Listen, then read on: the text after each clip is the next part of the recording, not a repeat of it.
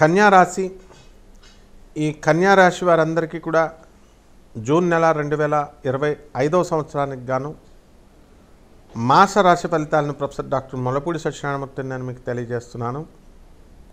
ముందుగా మనకి ఈ యొక్క కన్యా రాశి వారందరికీ కూడా ప్రధానంగా మనకు గ్రహస్థితిని అబ్జర్వ్ చేసినట్లయితే వ్యయంలో కేతువు, మరి రాహు కుంభరాశి, శని మనకి ఈ యొక్క మీనరాశి, గురుగ్రహము మిథున కర్కాటక రాశుల సంచారము, కుజుడు మరి ఈ యొక్క కర్కాటక రాశిలో నిచపట్టి ఉండడము అనేటటువంటిది జరుగుతుంది. ఈ కారణంగా మనకి కన్యా రాశి వారికి వృత్తి వ్యాపార ఉద్యోగ విషయాలలో అద్భుతమైనటువంటి ప్రతిభా పాటవాలు చూపిస్తారు. రాబడి ఆదాయాలు బాగా పెరగడం అనేటటువంటిది జరుగుతాయి.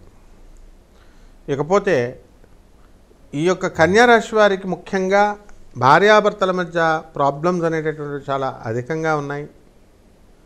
ముఖ్యంగా భర్త ఒక చోట అయితే భార్య ఒక చోట, భర్త ఒక దేశంలో అంటే భార్య వేరే దేశంలో ఉండడము, వేరే ఊర్లలో ఉండడము ఇలాంటివి జరుగుతున్నాయి. కాబట్టి ఇవన్నీ కూడా కన్యా రాశి వారికి ఈ కాస్త గ్రహాల అనుకూలత అనేటటువంటిది మెరుగుపడుతూ వస్తుంది.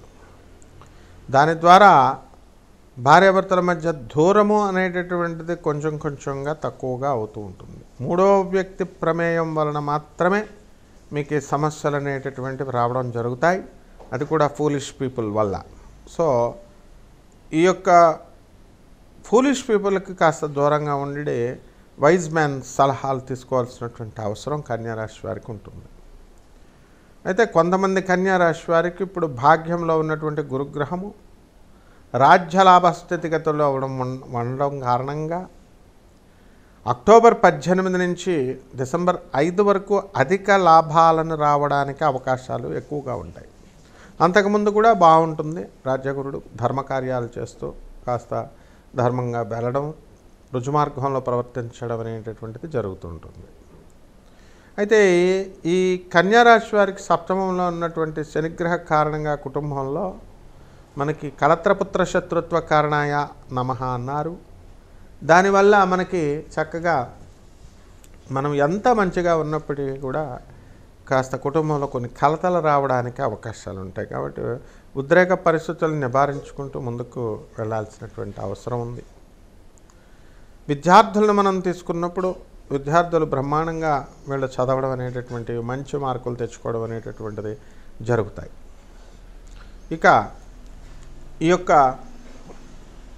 కన్యా రాశి వారు ప్రభుత్వ ఉద్యోగాలు చేస్తున్నటువంటి వాళ్ళు ఎవరైతే ఉన్నారో అటువంటి వాళ్ళు, ప్రభుత్వ ఉద్యోగాల కోసం ప్రయత్నిస్తున్నటువంటి వాళ్ళు, విద్యార్థులు మార్కుల కోసం బాగా ప్రయత్నం చేస్తున్నటువంటి వాళ్ళందరికీ కూడా మనకి అక్టోబర్ 18 నుంచి డిసెంబర్ 5 వరకు మంచి సమయంగా మీరు గుర్తుంచుకోండి. ఈ సమయంలో అనేకమైనటువంటి పనులు సక్సెస్ అనేటటువంటిది మీరు సాధించడానికి అవకాశాలు ఉంటాయి. ఇక ఈ రాశి వారికి మనము కన్యా రాశి వారు కొత్త వ్యాపారాలు ప్రారంభిస్తారు. ఆ వ్యాపారాల్లో మనం ఇనుము సంబంధించినటువంటి వ్యాపారాలు మనం చేయకూడదు. ఫారెన్ రిలేటెడ్ బిజినెస్లో మంచిగా కలిసి వస్తాయి. అలాగే ఉప్పు చేపల బిజినెస్ నుంచి సముద్ర ప్రొడక్ట్స్ అన్నీ కూడా బాగుంటాయి.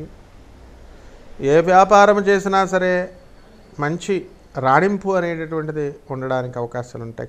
కాకపోతే ఇక్కడ ఏంటంటే స్థిరత్వము అనేటటువంటిది ప్రధానంగా ఉండాలి. శత్రువులపై ఆధిపత్యము అనేటటువంటిది మీకు సక్సెస్ తీసుకొస్తుంది.